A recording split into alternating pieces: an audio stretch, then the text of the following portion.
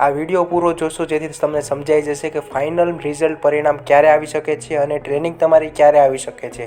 એના વિશે જે ટ્રેનિંગનું પરિપત્ર આવ્યું છે એ તમે ધ્યાનથી વાંચશો એટલે તમને સમજાઈ જશે.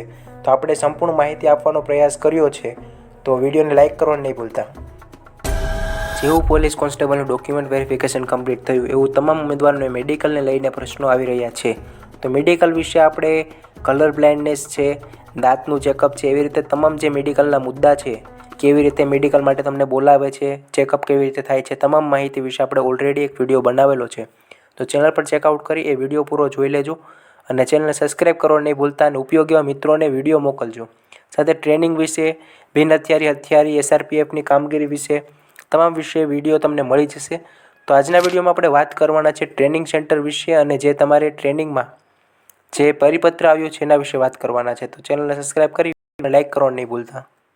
આપણે જે ટ્રેનિંગ વિશે વિડીયો બનાવ્યો હતો કે જેમાં કીધું હતું કે કોન્સ્ટેબલ માટે તમારે ટ્રેનિંગ 8 માસની હોય છે કે જેમાં લોના ક્લાસ પણ હોય છે, તમારી એક્ઝામ પણ લેવાતી હોય છે, લોની પીટીની એક્ઝામ પણ હોય છે અને એમાં તમારે સવારથી લઈને સાંજ સુધીનું જે તમારું શેડ્યુલ હોય છે એના વિશે ફૂલ વિડીયો બનાવેલો છે. જે ટાઈમ ટેબલ હોય તમારું જે ટ્રેનિંગ સેન્ટર ઉપરનું એ તમામ આપણે બતાવેલ છે અને સાથે જેમાં જે કઈ વસ્તુ તમારે ટ્રેનિંગ સેન્ટર ઉપર લઈ જવાની છે અને કઈ વસ્તુ તમને ત્યાંથી મળશે, જેમ કે યુનિફોર્મ માટેનું કાપડ છે, વિસલ ગાર્ડ છે, અલગ અલગ પ્રકારના બૂટ છે, પછી સિઝન પ્રમાણે તમને વિન્ટર માટેના જે સ્પેશિયલ આવતા હોય છે એ જર્સી ટાઈપ હોય છે એ મળશે, રેનકોટ જેવી વસ્તુ છે એ તમામ પાત્ર રહેશે. એના માટે અલગ વિડીયો બનાવેલો છે એટલે એના વિશે ચર્ચા ન. ભરતી બોર્ડ દ્વારા જે પરિપત્ર આવ્યું છે ADI રિફ્રેશ કોર્સનું આયોજન કરવા બાબત. તો ADI રિફ્રેશ કોર્સ શું છે એના વિશે આપણે આગળ વાત કરવાના છે.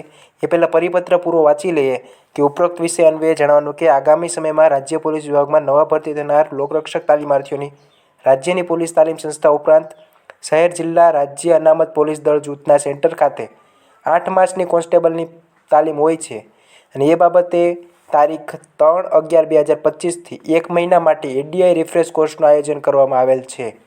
તો સમજી ગયા હશો કે 3/11/2025થી 1 માસ એટલે 1 મહિના માટે ADI રિફ્રેશ કોર્સનું આયોજન થશે. હવે ADI રિફ્રેશ કોર્સ શું છે એટલે બેઝિકલી આપણે એનો અર્થ સમજીએ. ADI એટલે અસિસ્ટન્ટ ડ્રીલ ઇન્સ્ટ્રક્ટર, એટલે કે પુનઃ તાલીમ અથવા રિફ્રેશર ટ્રેનિંગ.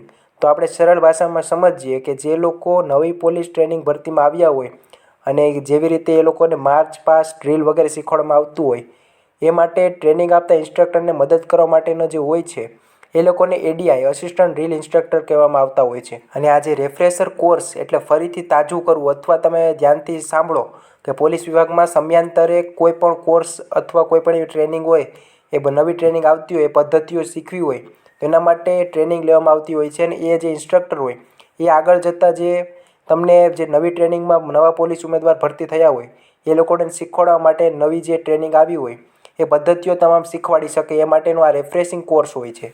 બેઝિકલી આ કોર્સની આપણે વાત કરીએ તો રિફ્રેશિંગ કોર્સ જે પરિપત્રમાં આપેલ છે 1 માસ માટે એ 15-20 દિવસ અથવા 1 મહિના સુધીનું કોર્સ હોય છે કે જેમાં અસિસ્ટન્ટ ડ્રીલ ઇન્સ્ટ્રક્ટરને ફરીથી તાલીમ આપવામાં આવતી હોય છે જેથી તેઓ નવા ભરતી થયેલા પોલીસ કર્મચારીઓને વધુ અસરકારક રીતે ટ્રેન કરી શકે.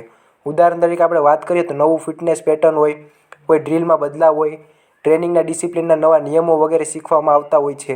તો આવી રીતે જે પણ નવી પદ્ધતિ આવી હોય અને એ નવા ઉમેદવારને શીખવાડવામાં આવતી હોય તેના માટેનો જે અસિસ્ટન્ટ ડ્રીલ ઇન્સ્ટ્રક્ટરને ફરીથી તાલીમ આપવામાં આવતી હોય છે એને રિફ્રેશિંગ કોર્સ કહેવામાં આવતો હોય છે. તો નવા ભરતી થનાર ઉમેદવારની 8 માસની ટ્રેનિંગ માટે ADI રિફ્રેશિંગ કોર્સ 1 મંથ માટે 1 માસ માટે જે પરિપત્ર આવ્યો છે તો 3/11/2025થી જે તમે 12મા મહિના સુધી એ લોકોનું કોર્સ કમ્પ્લીટ થાય અને જે 12મા મહિના સુધીમાં તમારું જે ફાઇનલ પરિણામ પોલીસ કોન્સ્ટેબલનું આવી જાય અને ત્યારબાદ તમારું મેડિકલ ડિસેમ્બરમાં હોઈ શકે છે અને જાન્યુઆરી-ફેબ્રુઆરી સુધીમાં, જાન્યુઆરીના એન્ડમાં તમને પોલીસ કોન્સ્ટેબલનું નિમણૂક પત્ર આપવામાં આવે અને ફેબ્રુઆરી સુધીમાં તમારું ટ્રેનિંગ સેન્ટરે તમે હાજર થઈને તમારી ટ્રેનિંગની શરૂઆત કરો એવો કંઈક ભરતી બોર્ડનો પ્લાન હોઈ શકે છે.